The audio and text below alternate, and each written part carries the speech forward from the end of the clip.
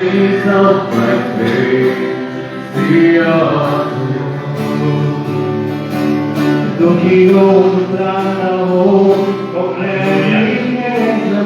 irmãos? Irmãos, você já ouviu Deus falar? Hoje ele vai falar de uma maneira diferente. Você vai sair daqui impactado. Quero chamar aqui o pregador da noite, o irmão Tiago. Sobe aqui o Gil. Para quem não sabe, o irmão Tiago ele é líder de jovens ali no Barnabés, irmão. Na quadra do Barnabés, ele foi enviado pelo pastor Silvio. Vai estar trazendo a mensagem para nós. Recebam ele com muito amor, irmão, com muito carinho. É o de Deus, amém? Boa noite, igreja! Boa noite, igreja! Paz seja convosco, amém? Glória a Deus. Glória a Deus por marinado, coisa boa, hein? Irmãos, não quero ser exigente, mas se eu puder fazer um pedido, você que está aí no fundo, senta aqui mais pertinho da gente, você está muito perto da porta, aí sai no frio, vem aqui mais perto. Se você se sentir à vontade, senão fica onde você está mesmo. Amém?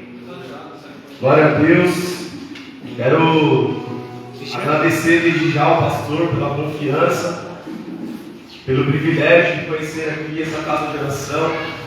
Amém? O pastor já me apresentou, meu nome é Thiago, faço parte lá da quadrangular Barnabés. Estou aqui debaixo da bênção do envio do pastor Silvio, que vocês já conhecem, eu acredito. Hoje, pela misericórdia, lidero jovens, não há muito tempo. O Senhor me levantou na semana passada, no domingo. Sou músico, sirvo também tocando bateria. E quando Deus quer, Ele usa através da palavra. Eu não sei qual o costume, qual o hábito da igreja, eu não sei os pregadores que vocês estão acostumados a ouvir, mas eu quero te fazer mais um pedido. Não olhe para mim, não olhe para o homem Thiago, mas fique atentos os seus ouvidos àquilo que Deus ele quer falar. Glória a Deus. Eu tenho certeza que a palavra que vai sair do altar do Senhor para a sua vida e para a minha vida, ela vai mudar o curso da nossa história. Eu não sei o que você tem vivido, eu não sei como tem sido os seus dias, eu não sei o mesmo que te motivou a estar aqui essa noite, mas se você quiser, se você abrir o seu coração, eu tenho certeza que da mesma maneira você não vai sair. Eu tenho certeza que você vai sair daqui com chamas. Eu tenho certeza que você vai sair daqui com o seu coração incendiado pela presença e pela glória do nosso Deus. Amém? Queridos, sempre perto de dentro, deixa eu pegar meu relógio aqui que eu falo muito, vocês vão perceber. Abra sua Bíblia aí. Pastor, o pessoal estava meio perdido em Gênesis. Eu acho que nesse livro aqui eles vão ter um pouquinho de dificuldade. Eu quero acreditar que não, mas vocês provam para mim. Livro de Esdras, capítulo 9. Esdras, vou te ajudar. Antigo Testamento. Vou te ajudar mais uma vez. Abre lá no livro de Salmos. Aí você vai voltar o livro, vai voltar mais o livro, vai voltar mais o livro, você vai chegar em Esdras. Amém? Quem achou já dá um glória aí para mim. Glória a Deus! Eu vou dividir, pastor. Glória a Deus. Obrigado, Deus abençoe. Acharam, irmãos? Glória a Deus. Eu vou ler aqui a partir do versículo 5. Esdras 9, verso 5 vai dizer assim: na hora do sacrifício da tarde, levantei-me da minha humilhação com as roupas e o manto sagrados, e me pus de joelhos, estendi as mãos para o Senhor meu Deus e disse: meu Deus, estou confuso e envergonhado para te levantar a ti a face, meu Deus, porque as nossas iniquidades se multiplicaram sobre a nossa cabeça e a nossa culpa chega até os céus. Desde os dias dos nossos pais até hoje, estamos em grande culpa e por causa das nossas iniquidades, nós, os nossos reis e os nossos sacerdotes, fomos entregues aos reis de outras terras, à espada, ao cativeiro, ao roubo e à vergonha, como hoje se vê. Agora, por um breve momento, se manifestou a graça do Senhor nosso Deus, deixando que alguns escapassem, dando-nos estabilidade no seu santo lugar. Assim, iluminaste os nossos olhos, ó nosso Deus. Eita, nós, minha Bíblia está dando azeite, peraí, irmãos. ó nosso Deus, perdão, e nos deste um pouco de vida em meio à nossa servidão, porque éramos escravos, mas o nosso Deus não nos abandonou em nossa servidão, pelo contrário, estendeu sobre nós a sua misericórdia e achamos favor diante dos reis da Pérsia para revivermos, para levantarmos o templo do nosso Deus, para restaurarmos as suas ruínas e para nos dar um muro de segurança em Judá e em Jerusalém. Deixa sua Bíblia aberta, feche os teus olhos, curva a tua cabeça e nós vamos falar com Deus. Pai, nós te damos graça, Pai, nós te glorificamos, nós te adoramos, nós reconhecemos, Jesus, que Tu és o Cristo, nós declaramos, Jesus, Tu és o Messias, Tu és o Filho de Deus, o Cordeiro de Deus que tira o pecado do mundo. Senhor, eu sigo acreditando, Jesus, que Tu és o leão da tribo de Judá, Tu és a estrela da manhã, Tu és socorro bem presente na hora da angústia, Tu és o nosso Deus, a nossa fortaleza, Senhor, o nosso Deus que nós amamos. Senhor, estamos diante da Tua palavra. Senhor, eu quero te pedir em nome de Jesus que o Senhor ministre os nossos corações de uma maneira poderosa. Pai, repreende tudo aquilo que se opõe à Tua palavra. Pai, repreende todo dominador, todo principado, toda potestade, todo demônio que se levanta contra as nossas vidas, tudo aquilo que o inimigo tenta levantar para roubar a nossa adoração, para roubar a Deus a nossa atenção. Pai, eu reconheço que eu sou o pó da terra e para o pó, Senhor, eu retornarei. Mas o Senhor me deu essa responsabilidade. Se o Senhor me trouxe até este lugar, eu creio que o Senhor vai se responsabilizar. Eu abro meu coração, meu Deus, eu me coloco à disposição do Teu Espírito Santo, para que não eu, mas o Senhor ministre os Teus filhos, Pai. As ovelhas que o Senhor congregou neste lugar, através da Tua palavra. Senhor, faz o nosso coração uma terra fértil, para recebermos tudo aquilo, meu Pai, que o Senhor está liberando sobre nós, através da Tua palavra. Deus, eu quero colocar gente em Ti, meu Deus, essa igreja, e eu quero te pedir, Senhor, muda a sorte deste lugar, através dessa igreja, Pai querido, que eu te peço, em nome de Jesus, amém, e graças a Deus. Você pode aplaudir Jesus?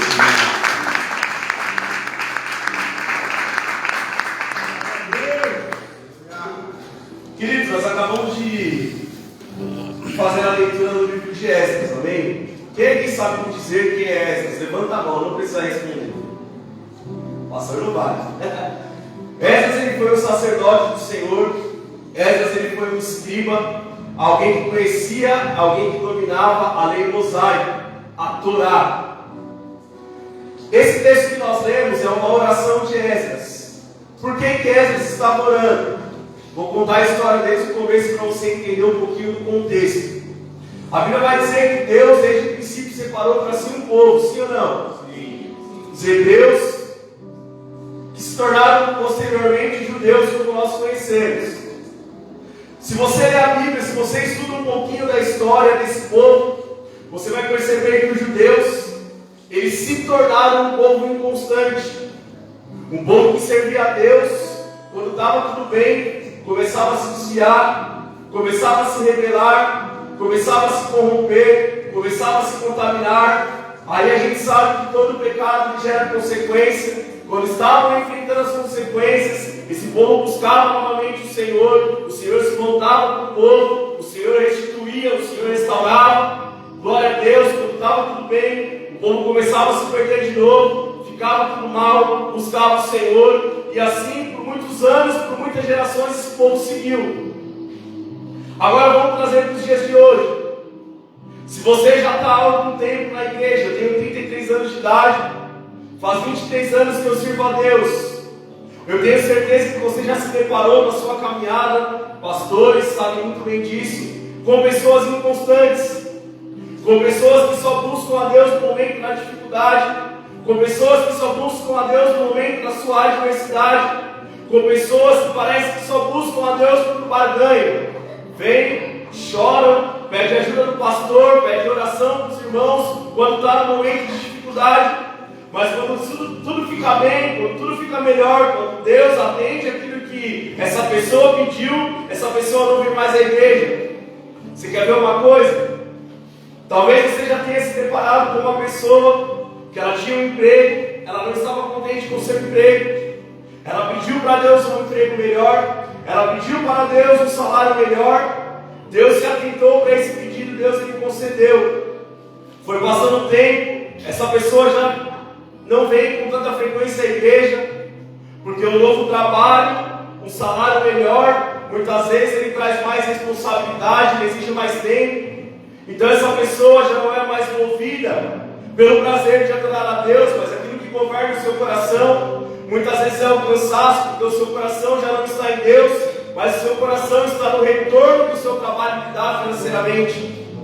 Quantas pessoas nós nos deparamos que Deus lhe dá um carro, Deus lhe dá uma casa, a pessoa se afasta dos caminhos do Senhor, essa pessoa ela se perde. Você quer ver uma coisa? Nós temos muitos jovens aqui. Pastor, eu posso falar aquilo que Deus vai falar no meu coração com toda a liberdade? Irmãos, 23 anos dentro da igreja. Só que no decorrer desses 23 anos, eu tive os meus momentos de me desviar da presença do Senhor. Como eu acabei de falar, quando muitas vezes a gente adquire alguma coisa, a gente abre mão da presença por causa da bênção. Com 18 anos eu comprei uma moto, era o desejo do meu coração. E essa moto foi uma ferramenta que podia ter sido para a bênção, meu irmão. Mas foi uma ferramenta que me tirou da presença de Deus. Com 18 anos de idade, já tinha 8 anos que eu estava na igreja, já havia 8 anos que eu servia ao Senhor tocando, adorando, no ministério de louvor, no ministério de jovens. Mas de repente, por causa de algo que no meu coração eu desejei, eu não vigiei e esse algo me tirou da presença de Deus. Foi quando eu comecei a conhecer os bailes punks. Eu sou novo aqui em Juquitiba, Barnabé, tenho 3 meses aqui. Sou nascido e criado em São Paulo, na Zona Leste. Comecei a conhecer o baile funk, comecei a conhecer as drogas, comecei a conhecer um pouco do crime organizado. Eu não vou contar toda a minha história, mas passei por coisas que vocês não têm ideia. Cheguei no mais fundo que o homem pode chegar do poço, só não morei na rua, porque eu troquei a bênção pela presença. Eu não estou falando para você que você não tem que desejar ter um carro bom, ter um bom emprego, ter um bom salário. Eu estou dizendo para você que você tem que guardar o seu coração, porque aonde está o teu coração, aí está o teu tesouro. Se o seu coração estiver na bênção, se o seu coração estiver nas coisas materiais, se o seu coração estiver no emprego, meu querido, eu sinto te informar que se Jesus voltar e o seu coração não estiver nele, você está condenado à morte eterna. Algo que eu estava meditando no decorrer desses dias. Todos nós estamos na igreja e aqueles que estão no mundo, todos, sem exceção, vão herdar a eternidade. Ixi, irmão, estava indo bem, falou besteira. Vai vir heresia. Eu provo para você, todos vamos herdar a eternidade, mas nós temos 2 escolhas. Ou nós herdamos a eternidade com Deus, ou nós vamos morrer eternamente, ser condenados à morte eterna. Só que tem muita gente que acha que porque está na igreja, está salvo. A pessoa está na igreja, mas a sua maneira de viver, ela vive como uma pessoa mundana. A pessoa muitas vezes está dentro da igreja, a pessoa chora quando toca o louvor, a pessoa chora emocionada pela palavra, só que no outro dia ela volta a praticar os mesmos pecados. Ela volta para o mesmo lamaçal de onde um dia ela foi resgatada, porque ela não permite que o Evangelho transforme genuinamente a vida dela. Por isso que tem muitas pessoas que muitas vezes estão dentro da igreja, a vida não está certa, a vida não sai do lugar, a família está sendo destruída, os filhos rebeldes, tantas coisas dando errado, mas não abrem o coração para que o Evangelho transforme. Foi o que aconteceu com o povo que Deus escolheu para si durante muito tempo. Só que a Bíblia vai dizer no livro de Jeremias que chegou um tempo em que Deus ele ensinou de tal maneira que ele entregou o seu próprio povo nas mãos de Nabucodonosor, rei da Babilônia. Só que a Bíblia vai dizer que Nabucodonosor era servo de Deus. A Bíblia vai dizer que Deus se referiu ao rei Nabucodonosor, rei da Babilônia, como seu servo, porque naquele momento, até mesmo o rei de um povo inimigo do povo de Deus, estava sendo uma ferramenta para que Deus consertasse o seu povo, ou melhor dizendo, para que Deus reparasse as arestas do seu povo. Eu acredito que você conhece a história. Jeremias, ele profetizou, ele disse: olha, o Senhor, ele levantou muitos profetas, o Senhor, ele trouxe muitas pessoas para ministrar as nossas vidas, para ministrar o seu coração, porque a vontade de Deus é que nós nos arrependamos. A vontade de Deus é que você, povo de Deus, se arrependa dos seus pecados e se volte para Deus. Mas vocês não deram ouvidos aos profetas do Senhor, vocês desprezaram, vocês criticaram, vocês apontaram. Então agora o Senhor está entregando ao rei Jeoiaquim e ao povo de Judá nas mãos de Nabucodonosor. Agora vamos fazer um paralelo com os dias de hoje. Quantas vezes a gente vem para a igreja, só que a gente não consegue abrir o coração para a mensagem que está sendo liberada. Tem crente que ele está dentro da igreja, mas ele não vai com a cara do pastor, ele não gosta da palavra que está sendo pregada, ele não gosta do louvor que está sendo cantado, ele não gosta do bazar que a igreja faz, ele não gosta da cantina, ele não gosta de um monte de coisa, e ele não percebe que o coração dele está totalmente corrompido, está perdido. Ele já não consegue abrir o coração, ele já não consegue mais dar ouvidos para a mensagem. Mas Deus continua enviando os seus servos, os profetas, trazendo pastores. O Senhor, ele continua enviando a palavra, porque Deus é amor e o desejo de Deus é que eu e você tenhamos com Ele um relacionamento. Deus, ele tem bênção, Deus, ele tem cura, Deus, ele tem milagre, ele tem providência. Mas nós não podemos servir a Deus por aquilo que Ele pode dar. Nós precisamos aprender como igreja a servir a Deus por aquilo que Ele é. Nós precisamos entender que tudo isso que nós estamos vivendo é passageiro. Existe uma eternidade nos aguardando. Existe uma morada sendo preparada com Deus para que nós possamos servir face a face quando Jesus vier nos buscar. Mas infelizmente muitas vezes temos os nossos dias focados naquilo que o dinheiro pode nos dar, naquilo que a vida cotidiana tem para oferecer. Muitas vezes nos perdemos naquilo que deseja o nosso coração. Não é errado, como eu disse anteriormente, repito, você desejar conquistar alguma coisa enquanto você vive nessa terra.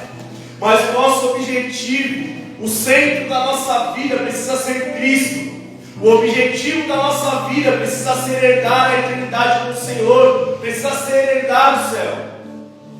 Agora a Bíblia vai dizer que o povo ficou cativo 70 anos. Eu vou resumir.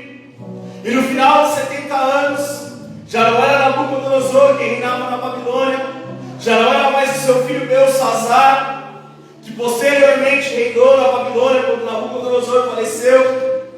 Agora Deus, ele levanta um império persa, e Deus, ele levanta um rei do império persa chamado Dário. E Dário, e depois Ciro, dois reis do império persa, do império negro, que Deus utiliza para liberar o seu povo e para levar de volta o seu povo para o lugar de onde eles haviam sido tirados. Aí Ciro vai dizer que o povo está liberado para retornar para Jerusalém e reconstruir o templo do Senhor. Ciro vai liberar esse povo. Ciro vai fazer um decreto e vai dizer: olha, por onde vocês passarem, os reis, os governadores não vão cobrar impostos de vocês. As pessoas têm que contribuir, têm que ajudar com o trabalho que vocês estão indo em missão. Só que a palavra do Senhor, desde aquele tempo, ensinava que o povo de Deus não poderia se contaminar, não poderia se misturar com o povo estranho. Mas agora, se você ler o capítulo 9 do livro de Esdras, desde o versículo 1, a Bíblia vai dizer que sacerdotes e levitas, vou usar as minhas palavras, irmão, aqueles que eram a linha de frente, os que primeiramente deveriam dar exemplo, eram aqueles que estavam se corrompendo, eram aqueles que estavam se casando com mulheres do povo estranho, eram aqueles que estavam se contaminando e estavam de certa forma desprezando o mandato do Senhor. Então Esdras, nesse momento, ele faz uma oração, ele pede a misericórdia de Deus, ele reconhece o pecado de todo o povo, ele se humilha diante de Deus, ele rasga suas trás, ele raspa a sua cabeça em humilhação por causa do pecado do povo. Irmão, o que você está querendo dizer com isso? O povo pecou, o povo pagou o preço, o Senhor determinou o tempo, o Senhor cumpriu com a sua palavra, mas agora no momento da restituição, no momento da restauração, novamente o povo decide se contaminar com aquilo que não agrada a Deus. Por que você está falando isso, meu irmão? Porque como igreja, segundo aquilo que Deus vem falando no meu coração no decorrer desse dia, a igreja quadrangular de Juquitiba está vivendo um tempo novo. A igreja quadrangular de Juquitiba está vivendo um tempo de restauração, um tempo de reconstrução. Para alguns, a mudança para este novo tempo, a mudança para este novo salão é um recomeço. Para outros, é um tempo de restauração, de reconstrução. Eu não sei onde você se enquadra. Só que neste tempo, que como igreja aqui em Juquitiba nós temos vivido, nós não podemos mais nos contaminar com aquilo que nos afasta de Deus. Nós não podemos mais cometer os mesmos erros que nós cometemos quando estávamos no outro salão ou quando estávamos no mundo. Eu sei que não é fácil. Jesus nunca disse que seria fácil, mas Ele disse que estaria conosco. Nós precisamos viver uma vida de renúncia. Eu sei o quanto é difícil você começar a obra, poucas pessoas do lado, às vezes é cansativo, às vezes dá vontade de parar. Talvez você está me ouvindo e você seja uma pessoa que sente a dor da obra de Deus, como eu também sinto. Talvez você seja uma pessoa que quando você ora pela igreja, você chora quando ninguém vê. Quando você ora no seu quarto, no seu particular. Eu não vou nem usar o pastor como exemplo para não parecer clichê. Mas você que realmente ama o Senhor, você que realmente ama a palavra de Deus, eu sei que dói quando você vê outras igrejas, ela tem uma equipe de louvor completa, com todos os músicos, com todos os instrumentos, mas quando a gente chega aqui, a gente ainda tem uma certa limitação, a gente ainda não tem uma banda completa. Muitas vezes a gente vem para a igreja, a gente vê as cadeiras vazias, muitas vezes faltam algumas pessoas. Eu sei que dói, queridos, vocês não têm ideia. Eu tenho muito tempo, vou falar de ministério de louvor, eu tenho muito tempo de ministério de louvor. Eu já toquei em muitos lugares, eu já toquei em igrejas imensas. Isso não é mérito, porque eu adoro numa igreja simples, onde tem 2, 3 pessoas e não tem nenhum instrumento. Da mesma forma que eu adoro numa igreja que tem 1000 pessoas, uma banda e uma orquestra. Sabe por quê? Que a adoração, ela não pode depender das pessoas que estão no altar, da banda que está tocando, se está tocando worship, se está tocando louvor de adoração. A verdadeira adoração é aquilo que flui de dentro de você diretamente para Ele. E aquele que adora em espírito e em verdade não depende de pessoas, não depende de circunstâncias. Aquele que adora em espírito e em verdade, está frio, está chovendo, mas vai à igreja, como eu e você viemos hoje. Aquele que adora em espírito e em verdade, se tiver só o nosso irmão no violão, vai adorar. Se tiver a banda completa, vai adorar, porque a minha e a sua adoração não depende do violão, não depende da bateria, não depende de quem está cantando. A nossa adoração ela depende daquilo que você está disposto a oferecer para Ele. Glória a Deus, aleluia. Todas as vezes que eu falo de adoração, eu me recordo do encontro de Jesus lá no Evangelho segundo João, no capítulo 4. Você conhece a história, Jesus ele se encontrou com uma mulher samaritana. A gente sabe que o costume, que a cultura daquele povo, daquele tempo, os judeus não se davam com os samaritanos. Jesus mandou os seus discípulos irem comprarem comida, porque Jesus estava cansado, porque ele vinha em missão já há muito tempo, realizando muitas obras. E não é pecado você se cansar, mas mesmo no cansaço, Jesus continuou fazendo a obra e salvando pessoas. E aquela mulher samaritana, no decorrer da sua conversa com Cristo, ela faz uma pergunta, fala: olha, vocês dizem que em Jerusalém é o lugar que se deve adorar, e nós, os samaritanos, nós entendemos que o lugar que se deve adorar a Deus é aqui. E aí, Jesus, o que você me diz? Ele falou: mulher, você não entendeu. Vem a hora, e já chegou, em que os verdadeiros adoradores adorarão o Senhor em espírito e em verdade. Porque são esses adoradores que o Pai procura. O que Jesus estava dizendo em outras palavras, mulher, não importa onde você esteja, adore verdadeiramente. Agora deixa eu te fazer uma pergunta, eu quero que você responda para você mesmo. Se Jesus ele vier aqui e ele olhar no mais íntimo do seu coração, ele olhar no seu interior, Jesus ele vai enxergar em você o verdadeiro adorador? Será que nós temos adorado verdadeiramente? Ou será que simplesmente nós somos mais um no meio da multidão? Se Jesus olhar para mim, se Jesus olhar para você, o que é que ele vai encontrar no nosso coração essa noite? Vou voltar para dentro do texto, vou deixar você refletindo sobre essa questão. Esdras ele fez essa oração, e algo que me chama a atenção é quando ele fala sobre a graça de Deus para com o povo, porque Deus ele já sabia que o povo ia errar, mas Deus ele sabia que alguém fiel se levantaria e intercederia por aquele povo. E você vai ver que o templo foi reconstruído, você vai ver que muitas coisas aconteceram, e se você continuar a leitura do livro de Esdras, posteriormente você chega no livro de Neemias. E aqui eu quero começar a pregação essa noite. A Bíblia vai dizer que Neemias ele servia como copeiro na casa do rei Artaxerxes. A Bíblia vai dizer que chegou Anani e mais alguns amigos, e Neemias ele perguntou sobre o seu povo, e a resposta que ele teve foi uma resposta muito triste.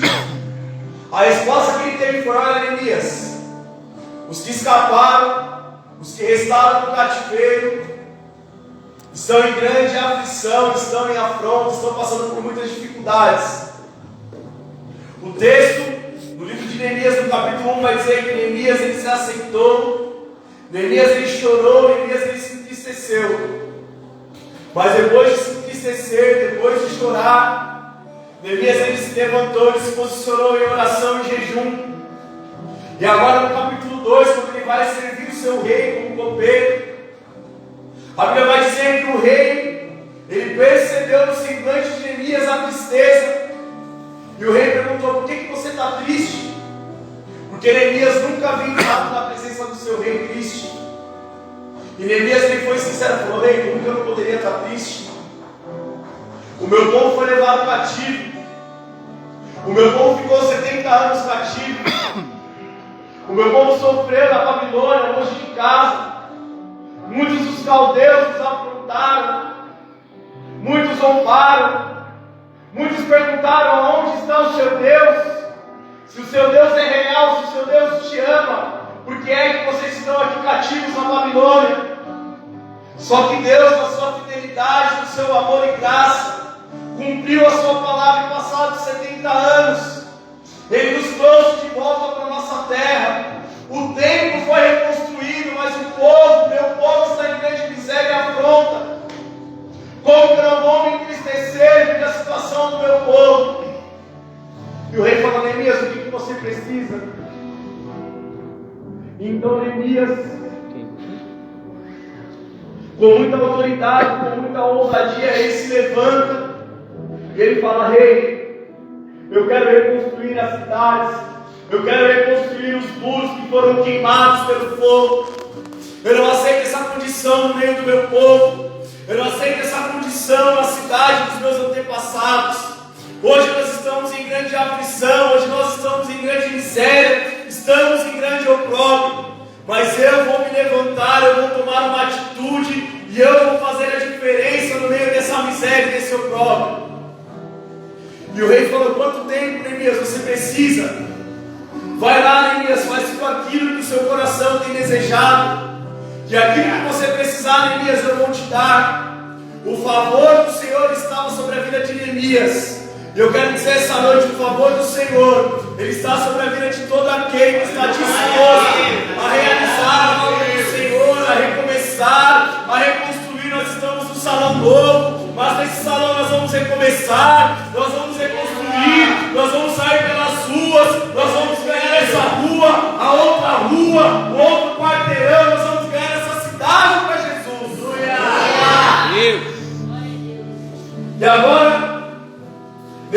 ele começa os preparativos para a sua jornada.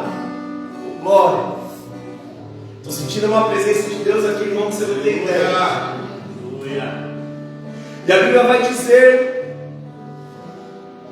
vai nos revelar um segredo muito importante. Elias, ele ficou em silêncio. Ele não deixou que todos soubessem aquilo que ele iria fazer. O segredo do milagre acontecer na minha e na sua vida muitas vezes é não termos silêncio. Glória a Deus. É falarmos para Deus, conversarmos com Deus e não falarmos para ninguém. Só que agora, vou abrir aqui para a gente fazer a leitura junto em Elias, no capítulo 2. Aleluia. Glória a Deus. No versículo 17 vai dizer assim, Elias 2,17. Então ele disse, vou ler a partir do verso 11 para a gente entender o contexto. Então cheguei a Jerusalém, depois de esperar 3 dias, me levantei à noite, junto com os poucos homens que estavam comigo. Não declarei a ninguém o que o meu Deus havia posto no meu coração para eu fazer em Jerusalém. Não havia comigo animal algum, a não ser o que eu montava. De noite, saí pelo portão do vale, em direção à fonte do dragão e ao portão do monturo. E inspecionei as muralhas de Jerusalém, que estavam em ruínas e cujos portões tinham sido destruídos pelo fogo. Passei ao portão da fonte e ao tanque do rei, mas não havia lugar por onde o animal que eu montava pudesse passar. Subi à noite pelo vale, sempre inspecionando as muralhas. Voltei, entrei pelo portão do vale e fui para casa. Os magistrados não sabiam aonde eu tinha ido e nem o que tinha feito, pois até ali eu não havia declarado coisa alguma nem aos judeus, nem aos sacerdotes, nem aos nobres, nem aos magistrados, nem aos demais que iam fazer a obra. Preste atenção. Então eu lhes disse: vocês estão vendo a miséria em que nós estamos, Jerusalém em ruínas e os seus portões destruídos pelo fogo. Venham, vamos reconstruir as muralhas de Jerusalém para nos livrarmos dessa vergonha. E lhes declarei como a mão bondosa do meu Deus havia estado sobre mim, e também as palavras que o rei lhe havia falado. Então disseram: vamos nos preparar e começar a reconstrução. Então se prepararam para fazer esta obra. Querido, olha que interessante. Neemias já havia sido autorizado pelo seu rei, o rei Artaxerxes, a partir da missão de reconstruir os muros de Jerusalém e as cidades. Perdão. Só que a Bíblia vai dizer que enquanto ele inspecionava a situação em que estavam os muros, os portões, ele não falou nada para ninguém, ele não teve silêncio. Neemias, ele só convocou o povo depois que ele mesmo já havia inspecionado aquilo que precisava ser feito. Sabe qual é o nosso problema? Muitas vezes a gente começa a analisar a nossa vida e a gente começa a falar para todo mundo aquilo que está ruim, aquilo que não está dando certo, aquilo que precisa de melhorar. Só que o texto vai nos mostrar que tinha algumas pessoas com Neemias, e nem aquelas pessoas que estavam com ele sabiam o que ele tinha ido fazer.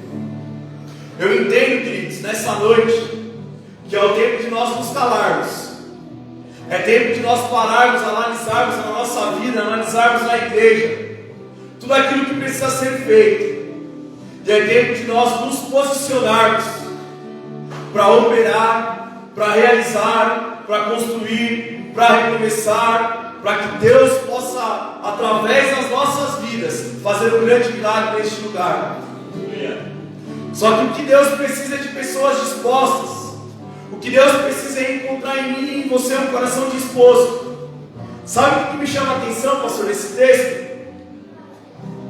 Em nenhum momento a Bíblia vai dizer que Deus mandou Neemias.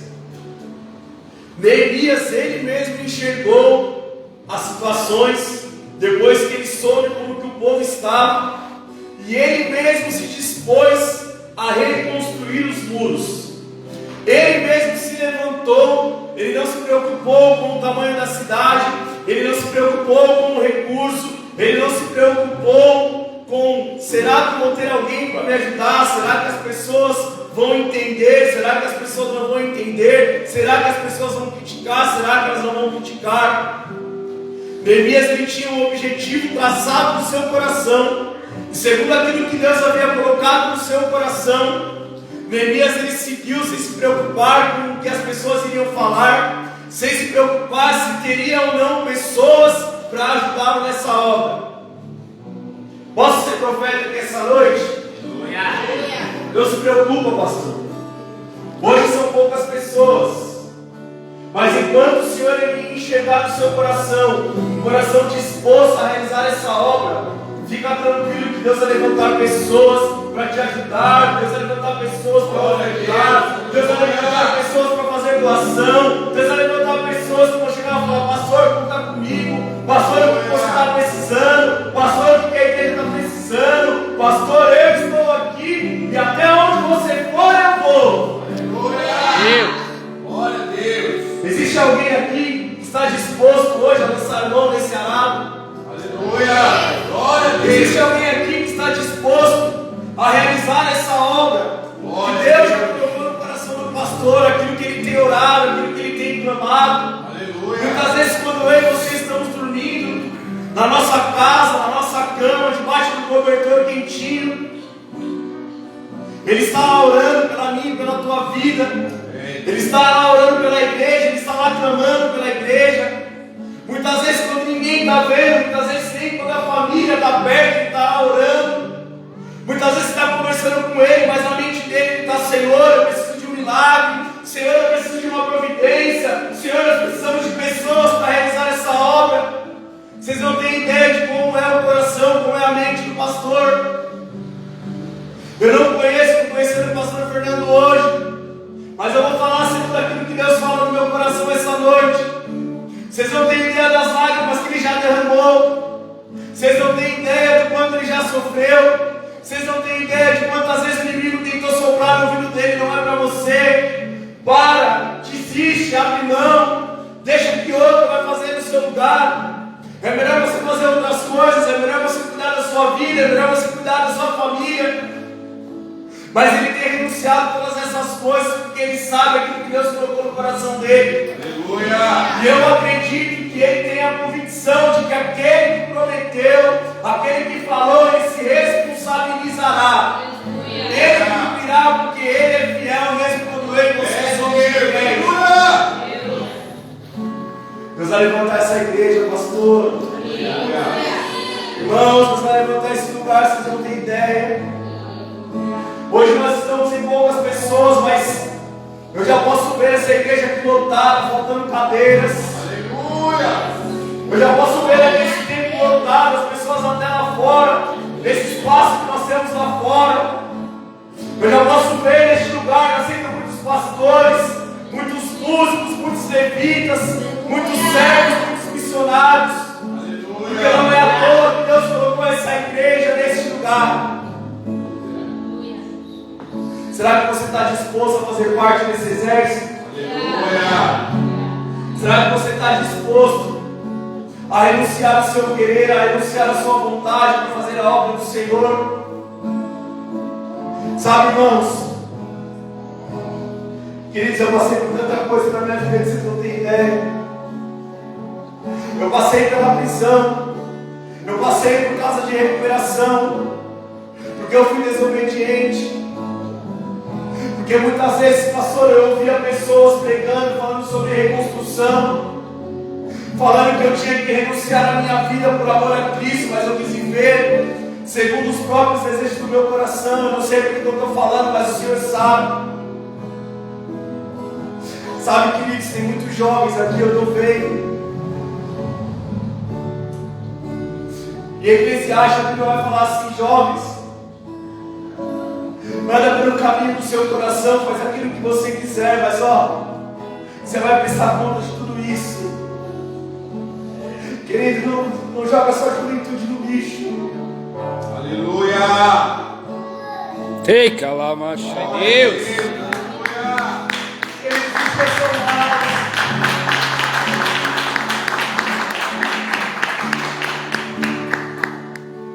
Glória a Deus. Eu sei que você assiste televisão. Satanás ele encontrou uma brecha no sistema, na política. Homens que não têm valores. Homens com o coração corrompido, homens aparentes muitas vezes. Tem governado o nosso país, tem governado a nossa nação. Mas sabe por quê, queridos? Porque muitas vezes eu e você como igreja nós não oramos. Quantas vezes na semana você ora pelo nosso presidente? Quantas vezes você se lembra nas suas orações dos governadores, dos prefeitos? Quando foi a última vez que você orou pelo prefeito de Juritiba? A gente reclama, mas muitas vezes não nos posicionamos em oração. Muitas vezes nos levantamos. A gente se levanta para criticar, mas a gente não se levanta para orar e para interceder. Corta um pouquinho isso, preciso falar algo, por favor, irmão.